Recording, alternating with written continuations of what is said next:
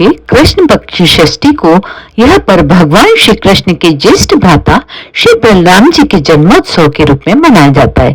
इस दिन श्री बलराम जी का जन्म हुआ था। हल षष्ठी की व्रत कथा इस अनुसार है। प्राचीन काल में एक ग्वालिन थी, उसका प्रसव काल अत्यंत निकट था। एक ओर वह प्रसव से व्याकुल थी तो दूसरी ओर उसका मन गौरस यानी दूध दही बेचने को लगा हुआ था। उसने सोचा कि यदि प्रसव हो गया तो गौरस यूं ही पड़ा रह जाएगा।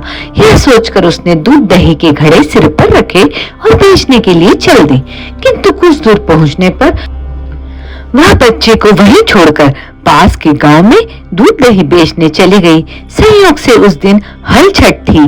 गाय भैंस के मिश्रित दूध को केवल भैंस का दूध बताकर उसने सीधे साधे गांव वालों में बेच दिया। उधर जिस झरबेरी के नीचे उसने बच्चे को छोड़ा था उसके समीप ही खेत में एक किसान हल जोत रहा था। अचानक उसके बैल भड़क उठे और हल का फल शरीर में घुसने से वह बालक मर गया। इस घटना से किसान बहुत दुखी हुआ, फिर भी उसने हिम्मत और धैर्य से काम लिया। उसने झरबेरी के कांटों से ही बच्चे के चिरे हुए पेट में टाके लगाए और उसे वहीं छोड़कर चला गया।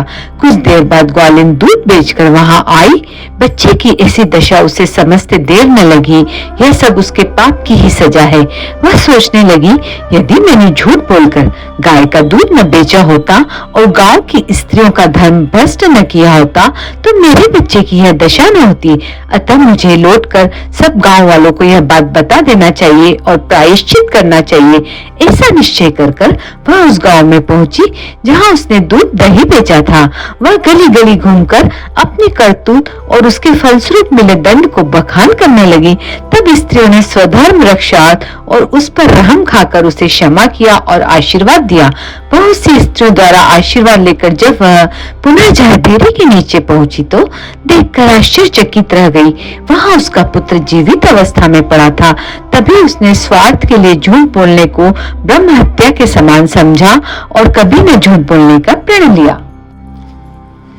एक नगर में दो स्त्रियां रहती थी। जेठानी का नाम था तारा और देवरानी का नाम था सलोनी।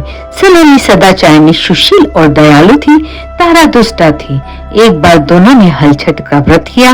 सायंकाल के समय दोनों स्त्रियां थालियां परोसकर ठंडी होने के लिए रखकर बाहर बैठ गई। उस दिन सलोनी ने खीर तथा तारा ने माहेरी बनाई थी। अचानक घर में कुत्तों ने घुसकर थालियां चाट ली। अंदर से चपचप की आवाज सुनकर दोनों अपने अपने घर में भीतर गई। सलोनी ने कुत्ते को खीर चाटते देखा तो कुछ न बोली। खीर के बर्तन में बची भी उसने कुत्ते को डाल दी। दूसरी ओर तारा ने कुत्ते को घर में देखा तो बंद करके मूसल से इतना मारा कि उसकी कमर ही टूट गई। वह अधमरा हो गया। जैसे तैसे बेचारा जान बचाकर भागा। दोनों कुत्ते जब बाहर इकट्ठे हुए तो एक दूसरे का हाल जानने लगे। पहला कुत्ता बोला, वह स्त्री बहुत भली थी, उसने मुझे खीर खाते देखकर भी कुछ नहीं कहा, उल्टे मुझे भरपेट खीर खिलाई। मैं प्रसन्न होकर वहां से लौटा हूँ। मेरी आत्मा तो उसे बार बार आशीर्वाद देती है। मैं भगवान से यही कामना करता हूँ कि मेरे मरने के बाद में उसी का पुत्र बनूं, ताकि जीवन भर उसकी सेवा करके इस ऋण को चुका पाऊं। जिस प्रकार उसने मेरी आत्मा को तृप्त किया है उसी प्रकार मैं अगले जन्म में उसकी आत्मा को प्रसन्न करता रहूं। दूसरा कुत्ता बोला, मेरी तो ऐसी दुर्गति कभी नहीं हुई थी। पहले तो थाली में मुंह डालते ही दांत गोठले हो गए। फिर भी भूख से परेशान होकर मैंने 2-4 कोर सटके ही थे कि वह आ गई। उसने तो मार मार कर मेरी कमर तोड़ डाली। मैं तो इस वर्ष यह निवेदन करता हूँ, अगले जन्म में उसका पुत्र बनूं और पूरा बदला चुकाऊं। मैं भीतरी मार से उसका हृदय तथा कमर दोनों ही तोड़ना चाहता हूँ।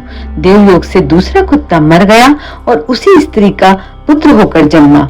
दूसरे वर्ष जब घर घर हल छठ की पूजा हो रही थी तब वह लड़का मर गया। तारा को बहुत दुख हुआ।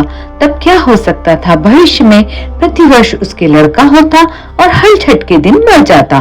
तारा को संदेह हो गया। एक रात स्वप्न में उसी कुत्ते ने आकर कहा, मैं ही बार बार तेरा पुत्र होकर मृत्यु को प्राप्त होता हूँ।